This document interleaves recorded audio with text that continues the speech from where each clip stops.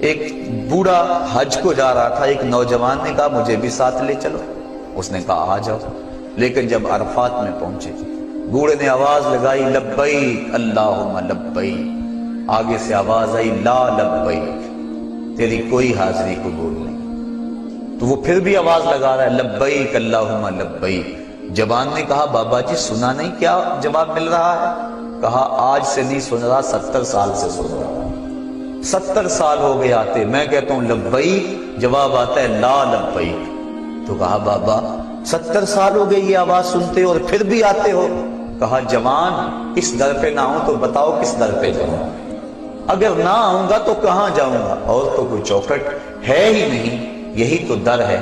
تو جب اس بوڑھے نے یہ بات کہی اللہ کی رحمت کو جوش آیا، کہا تیری پچھلی 70 حاضریاں بھی قبول اور آج کی حاضری بھی قبول۔